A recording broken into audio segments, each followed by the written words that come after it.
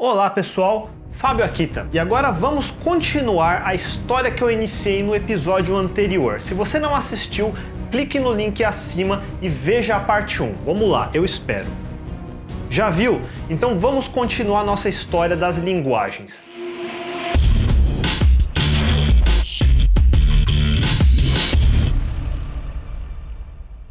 No episódio anterior, falamos da linhagem de linguagens derivadas de Algol, que eu chamaria de linguagem A, mas existiu outra A.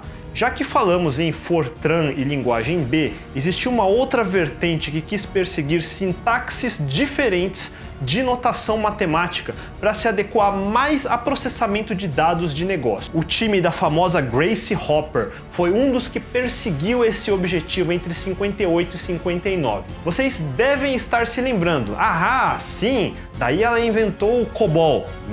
Não, ela inventou outra linguagem antes do COBOL, que viria a ser a primeira linguagem focada em se expressar mais próximo do inglês. Esse foi o Flowmatic, também conhecido como B0 ou Business Language versão 0.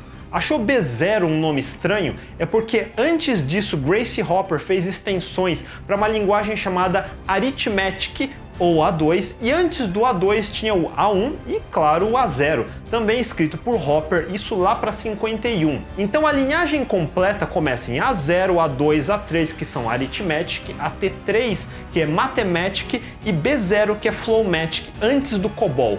Toda a ação de Hopper, menos o COBOL, que é inspirado nos trabalhos anteriores de Hopper. Todo mundo decorou COBOL e Hopper, mas ninguém nunca ouviu falar dessa história. Não só decorem, busquem as fontes. Já que mencionei Java e C#, muita gente acredita que Java é quem inventou orientação a objetos, garbage collector, tipagem estática e forte. Bom, vocês já viram que no fim dos anos 50 você já tinha Algol, Pascal, que tinham tipagem forte. Alguns de vocês talvez tenham ouvido falar da linguagem Simula, de 67, criada por Ole Johan Dahl e Kristen Nygaard, também chamado de Simulation Language, que foi quem introduziu os conceitos de objetos, classes, heranças, subclasses, corrotinas e também o Garbage Collector. Mas não foi o primeiro Garbage Collector. Linguagens como Basic já tinham um tipo primitivo de Collector, mas essa é a parte fácil. Quantos de vocês já ouviram falar numa linguagem chamada CLU? E eu disse CLU, C-L-U,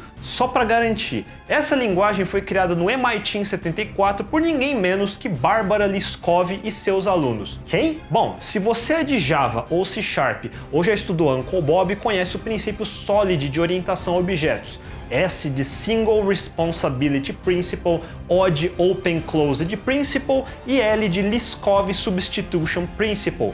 Aí eu espero que pelo menos vocês tenham parado para se perguntar que diabos é Liskov. Prazer, Barbara Liskov, criadora da linguagem CLU, que fez adições no paradigma de programação orientada a objetos como tipos de dados abstratos, iteradores, retorno de múltiplos valores ou parallel assignment, classes com construtores. CLU, para variar, tem sintaxe derivada de quem? Algol. E se chama CLU porque ele lida com clusters, que é mais ou menos uma classe hoje. Falando em funcionalidades, que tal falarmos sobre Regular Expressions? Todo mundo conhece hoje em dia, né? Toda linguagem que se preza tem uma biblioteca boa de regex, normalmente baseada no padrão do Perl 5. Mas de onde diabos vem aquela maldita sintaxe de regex? Volta para 62 e vai encontrar o String Oriented and Symbolic Language, ou Snowball, uma série de linguagens da Bell Labs, de novo, que culmina no Snowball 4, uma linguagem voltada a string de texto e que se diferencia das outras linguagens por ter patterns como First Class Citizens. Resumindo a história, era uma linguagem muito usada para manipular texto, mas foi caindo em desuso à medida que nos anos 80 e 90 surgiram Awk e o próprio Perl. Mas os patterns de Snowball ainda são mais poderosos do que regex hoje, meio como HTML é um subcaso de SGML ou XML. Lembra do Backus-Naur Form ou BNF, que dá origem à definição de gramática de compiladores? O Snowball é quase isso para patterns. Guarde Snowball e vamos pular para outra linguagem. Nos anos 70, surgiu uma linguagem funcional chamada Hope, na Universidade de Edinburgh. Ela é anterior a Miranda ou Haskell e é contemporânea da família ML de linguagens funcionais, sendo derivada do NPL de 77. E Hope e NPL são notáveis por serem as primeiras linguagens a terem o conceito de Call by Pattern. Guarda essa informação. Em 72 você tem a linguagem Prolog, que é um animal muito exótico. Finalmente, alguma coisa não derivada de ALGOL. Ela tem um paradigma que não é funcional, não é objeto, não é imperativo, é programação lógica, uma linguagem declarativa. Você começa definindo fatos e regras. Tudo é expresso em termos de relações ou relations. Hoje em dia, pense em algo como SQL. E a computação são queries nas relations. Na teoria de código sobre SQL, ele se baseia em cálculo relacional. Você estudou isso na faculdade, né? E o que eu falei de fatos em Prolog são dados. Uma relation em teoria relacional é a mesma coisa que uma tabela em SQL ou função relacional em lógica predicativa. E a mesma coisa que um tuple set em teoria dos conjuntos. E uma view de SQL é equivalente a uma regra de Prolog. Mais do que isso, Prolog também é uma linguagem como Hope e NPL baseada em pattern matching. Mais especificamente, você podia implementar o pattern matching de Snowball em Prolog. Aliás, como a Prolog não tem sintaxe derivada de ALGOL, ela é bem feia aos nossos olhos, acostumados a linguagens derivadas de ALGOL como Java ou C# ou Python. Tem uma outra linguagem que herda partes dessa sintaxe feia de Prolog, com um sistema de pattern matching como Snowball e Call by Pattern como Hope. Muito prazer, seu nome é Erlang, lançado em 86 por Joe Armstrong. Graças aos céus, o José Valim inventou a linguagem Elixir, que compila no mesmo bytecode de Erlang. Vocês devem conhecer Elixir e Erlang primeiro como uma linguagem funcional e segundo como uma linguagem de alta concorrência. Vamos lá. Primeiro, ela não é uma linguagem puramente funcional. Aliás, JavaScript também não é uma linguagem puramente funcional. Elas têm funções, ponto. Funcional são outras linguagens. Alguns de vocês que leram muitos blogs vão correr para dizer, claro, como Haskell. Vou mais para trás. Quando falei de Hope, eu falei de Miranda, que veio depois, que é uma linguagem lazy, puramente funcional, que não tem efeitos colaterais e é escrita como uma série de equações que definem várias funções matemáticas e tipos de dados algebraicos. De curiosidade, o parsing da linguagem faz uso de indentação de forma a não precisar de chaves para delimitar statements. Essa funcionalidade foi inspirada por... Python, você poderia dizer. Não. Python é um bebê. Antes deles tivemos pelo menos iSwim e Ocan. iSwim, sim, de 66, inspirado por Bingo, ALGOL. Na verdade, ALGOL 60 e Lisp. iSwim significa If You See What I Mean, ou também I See What You Mean, mas isso seria com Y, mas aí foi escrito errado com I e aí virou iSwim. Ela é mais uma descrição de uma linguagem e não foi implementada, mas suas ideias inspiraram a linguagem Hope, depois Miranda, daí Haskell e Clean. Clean que tem uma relação de ser inspirado por Haskell e inspirar Haskell, sendo contemporâneo e meio um concorrente, e tem uma funcionalidade em particular que compete com os monades de Haskell. No caso de Clean, ele lida com estado mutável e I/O através de um Uniqueness Typing System. Mas além de iSwim ter código identado, que veio a inspirar Python, a outra linguagem desse jeito é Ocan. E ela também se relaciona com Erlang porque antes de Erlang foi desenhada como uma linguagem focada em concorrência e implementa um troço chamado Communicating Sequential Processes ou CSP, basicamente a comunicação entre processos através de channels ou canais.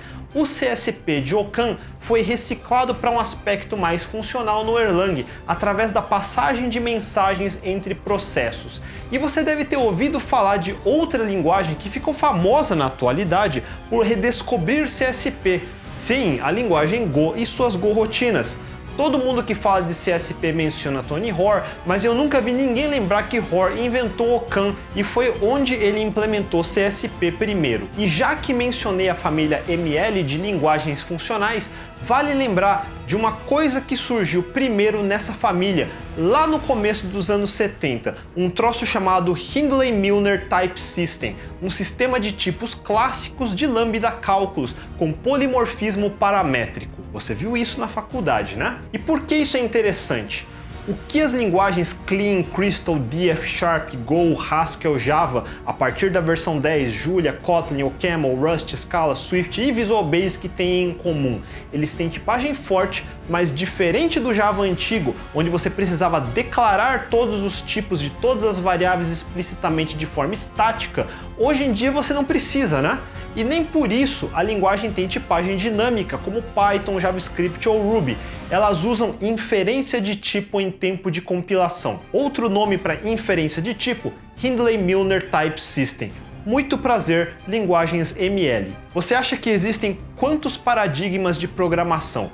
Muita gente fica se gabando, achando que sabe muito, discutindo por que o paradigma funcional é superior ao paradigma de objetos, que se acha superior ao paradigma imperativo ou procedural. Meh! Vá ver a história de linguagens como APL e outras do paradigma de Array Programming e vai encontrar linguagens boas para calcular vetores, como matemática ou o moderno Julia. Se você prestou atenção na minha história, já sabe que Prolog é paradigma lógico e declarativo, meio como SQL. O mundo é sempre muito maior do que você pensa. Muito maior do que seu JavaScript. Mais ainda, na sua cabeça você acha que Java é velho? Agora que ele tem pouco mais de 20 anos, COBOL tem versão até hoje e é de 59, e inclusive ganhou novas funcionalidades como orientação a objetos. Fortran é de 57 e tem versões novas sendo usadas até hoje. E você acha que elas não são mais usadas? Sabe um dos exemplos que todo mundo adora usar para falar de Python, a biblioteca de ferramentas matemáticas SciPy? Sabe por que diabos ela é tão rápida? E se eu te disser que mais de 20% do código-fonte de SciPy é C e outros 30% do código-fonte é Fortran? 45% é uma casca de Python para falar com todo esse Fortran e C. E é uma excelente escolha, porque Python sozinho nunca teria tanta performance para cálculo numérico como tem Fortran e C. Vocês estão entendendo? Saiam do casulo, pensem fora da caixa. Sua linguagem não foi desenhada por um ser onipresente e onipotente que um belo dia acordou e disse que se faça JavaScript ou que se faça Python. Se você é programador de C# e fica zombando de Delphi, que tal saber que elas vieram do mesmo autor e derivam das mesmas linguagens? Você que usa Go ou Elixir acha que de repente só agora surgiu programação concorrente com processos e channels de CSP? Nunca foram procurar Tony Roar e linguagens como OCaml, Pattern Matching?